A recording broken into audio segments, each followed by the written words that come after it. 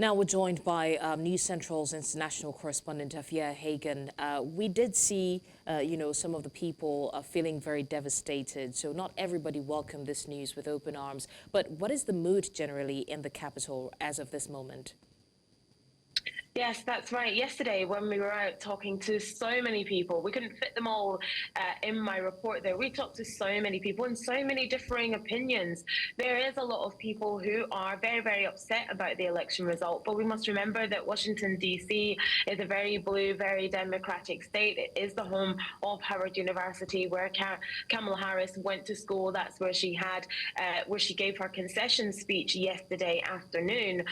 But then, yes, we did see a lot of people who are hailing this new golden age for the United States, and people saying that it's not necessarily that they voted for Donald Trump, but they voted for a candidate who they felt would do better on the economy. And the economy is something that came up when I spoke to people so many times, is that people are worried about what is in their pockets, how they're balancing their pocketbooks, their checkbooks.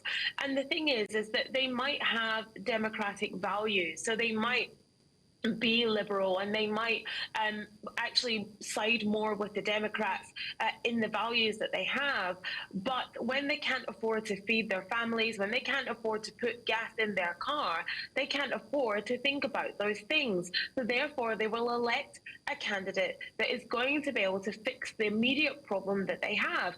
People can't afford to think about their values. They have to think about the things that are essential to them. And that's what really came up when I was speaking to people on the ground. They just felt that the Republicans would do better on the economy. So it wasn't necessarily a vote for Trump. It wasn't necessarily an endorsement of him and his policies and his values, or him as a person. It was a vote for a party that will do better on the economy, a real top issue. All right, and what will we say is next for the Democrats now? Well, the Democratic Party are going to have to do a heck of a lot of soul searching. They have to figure out how they have suffered one of the worst defeats in years. And it comes down to what I was saying about people's values and what they feel was most important. A lot of people saying that perhaps Harris coming off a back foot from a hugely unpopular president in Joe Biden, it was just too high of a hill to climb. That his gaffe in the last days of the election, calling Trump supporters garbage, certainly didn't help either.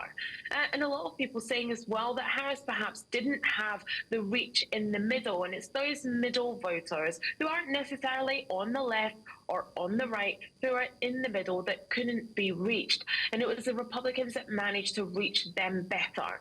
So the Democratic Party now has to figure out how they rebuild. Midterms are only 2 years away. We're talking about another election already, but they're only 2 years away. And that is a time for the Democratic Party to figure out new leadership, take the party forward for a candidate who can convincingly bring them home to an electorate that has completely decided that they don't want anything to do with the Democratic Party. Now, we know that, yes, the Democrats did get a lot of votes, nearly half, but they didn't manage to take it over the line. And they certainly didn't manage to get the squeezed middle, those people in the middle who are really, really worried about their finances. And it's really essential that the Democratic Party figure out how to attract those voters, speak to those people, and bring the party back if that's something that they want to do.